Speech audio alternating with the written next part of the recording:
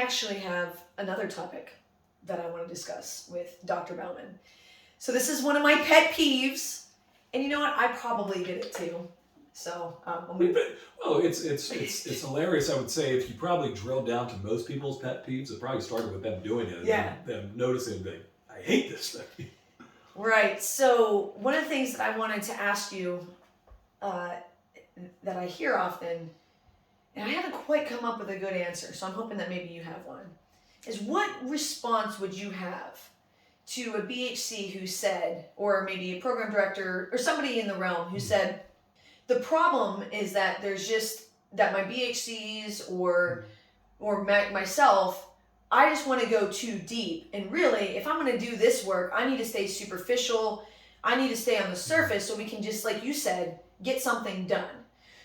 So what response do you have for this really interesting, because we do talk about constantly how regardless of how complex the scenario is, you want to, or the patient situation, we want to lean in and we want to get something done. So lots of folks, it's probably just human nature. Their brain automatically associates like, oh, well then you can't possibly go deep. Mm-hmm. So it must be kind of like, well, you're keeping it superficial. And that's how you get through so many patients. That's how you're able to be so efficient. Because guess what? We're working in primary care, so we have to keep it 25 to 30 minutes. Well, I think but I know that's not what happens. Well, I think what you almost hit the nail on the head with the relational frame that's created with going deep is that going deep means more, or going deep means longer visits. Right. That's a relational frame that I think we've created, which truthfully I just don't think is true. Not only based on some of the evidence that we have just about like single session therapy and all the different kind of complexities that they work with, but then also just my anecdotal experience is that going deep doesn't necessarily mean more time. I love Robert Rosenbaum when he came and talked to us about, what did he say? Time's not real, the moment is, right? Like time is an illusion. The moment, the experience is what is palpable, what is engaging, what it is. I mean, and I think another relational, not to interrupt you, sorry about that, but I didn't want to lose it. Another relational frame is that talking about something complex means dissecting every last bit of the trauma. And like you already mentioned in the previous video, if you can identify the avoidance, and if you can recognize that this thing happened in the realm of normal human experience and be with them, and that moment can feel really palpable, so you can go there without going into the details. Well, and I think that's the thing. I think, and this is, I think it's just a relic of what we've traditionally done just in psychotherapy and psychology. I'm not saying that there wasn't a function to it at the time. I think we've lost its function, though, is when these things come up, whether it be trauma, really some difficult things that we might want to go a little bit deep on, we very much like change our posture, change our approach to it, that it's almost like it's this delicate thing that we have to hold, and that means that we have to take more time to make sure it's like wrapped up like perfectly, right? If you open Pandora's box, you better be able to close it. And we know that's not true just about the variety of different research, about asking about, ACEs, asking about suicide, all those things don't... Yeah, asking about suicide doesn't... open up Pandora's box. Yeah, it doesn't make them more likely to kill themselves, or asking about adverse childhood experience. On the by and large, vast majority, there's healing effects that takes place. And now that's not to say that we're not intentional with those conversations. It just means that relational frame, that going deep means more, and more usually meaning time. And dissecting, that might not be an assumption that actually proves to be true in a lot of ways. Yeah, and speaking of how our minds play tricks on us as clinicians, this is another topic that I wanted to address and just kind of pick your brain on a little bit, is the inferiority complex that many of us BHCs carry around with us, and then how we kind of perpetuate that. So I know that I've said many times that the biggest difficulty that I see in novice BHCs is they don't believe in themselves, and they don't believe in the work that they do. Well, this is going to be another one where I'm going to really... get some hate mail on this one. Yeah, and I promise I don't mean it like that. More of like, They believe in what they do, and they believe that it's meaningful. But maybe because of the tradition that they were steeped in, or certain things in graduate school, certain things, they feel like what they gave the patient wasn't enough. And so then there's this almost compulsion to do more, to do more, to do more, when we know from a lot of the medical literature on comorbidities that less is more. It's clear. So I think as a clinician, it's easier the longer that you've been doing it to kind of really understand what we mean by less is more, and to go into the room knowing that I just have to see this person. I just got to know a little bit about this person, and we just got to get on the track.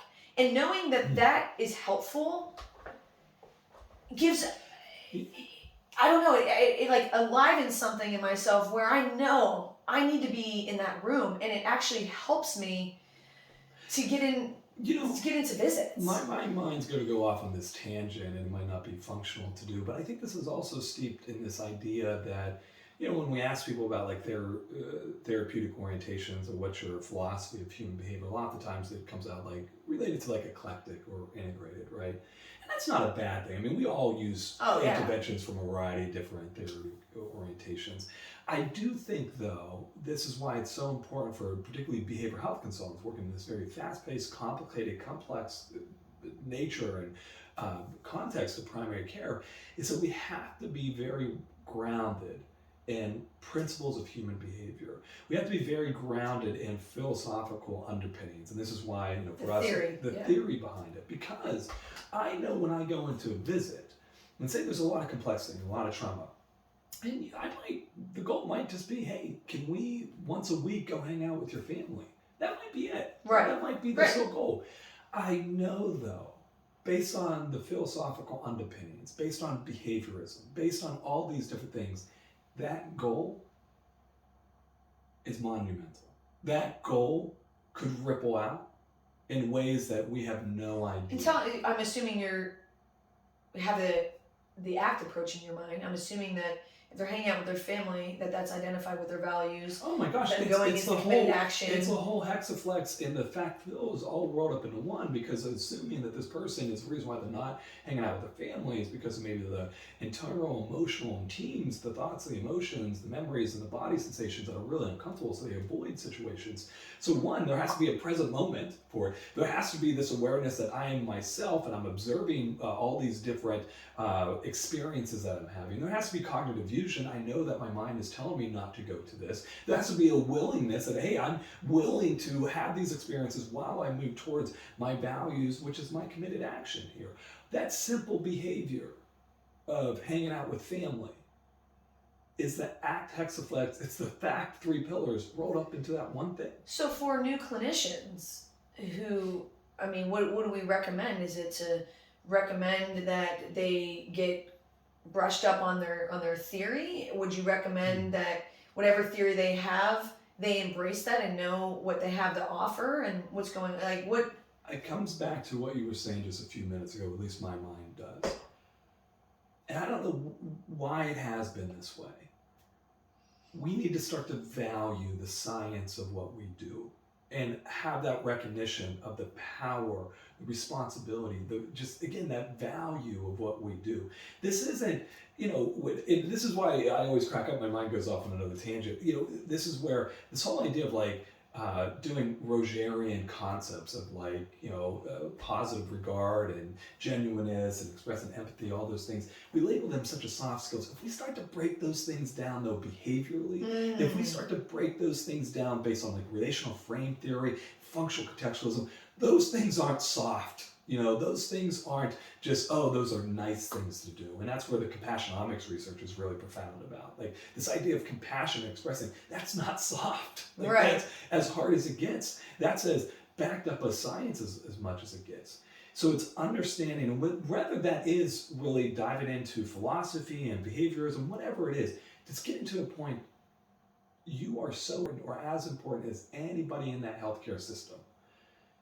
Whatever we need to do to get to that realization. And I think for me, it has been being really steeped in philosophy, being really steeped in behaviorism, and then practicing it a lot and seeing that. I think that's what's gotten me to this point. We need to have that more uptake in. And I don't think we necessarily want to get into all of this.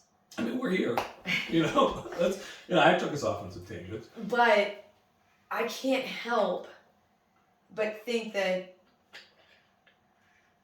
this approach and this viewpoint is what allows you to lean into those tough, busy days and not look at those tough, busy days as something to avoid or something that's bad. I'll even change it and said it's not even about leaning in. I mean, leaning in's part of it, right? I look at it as an honor. Like, I look at it as something that this is why I'm here. When those difficult things come up, when those hardships come up, they're heavy. There's no doubt about it. And it's not like, hey, I'm jumping and doing backflips after coming out of a visit hearing the most horrendous things that a human being had to experience. For sure not. But I go back to what you said at our BHC meeting when we talk about the vaccine and our clinic manager saying hey, we have 100 vaccines to give out today. And at the end of the day, it's like, hey, we only gave out 80 of them. We have 20 more. And how much? She was like, we got to get these vaccines out. These are life-saving How persistent things. And how it wasn't pushy. It was not. It was genuine persistence. Because of the recognition that these are life-saving things. If we start to look at our BHC visits that way, then maybe I have in a given day, I have 14 or 15 that I know I can give. And I only do so many, or I avoided some of the conversations because it was heavy. I skirted around it. Right? I was like, oh, I don't know if that's going to be heavy to hear and stuff. That feels like to me, because I know how important this is, I know how vital it is, I know how life-saving it is. I truly believe that. It's like, it's an honor to be able to do that. Right. To be able to lean in, to have those conversations. And it's not to say, as we always say, it's not to say that there aren't tough days. There's not to say that I don't go home and have a moment of very much crying and being tearful. Because I mean, if I didn't, that would be me almost avoiding my experience in a lot of ways, right? But it's an honor. It's not a but, it's an and it's an honor to be able to do that. It's good stuff. Thanks for joining.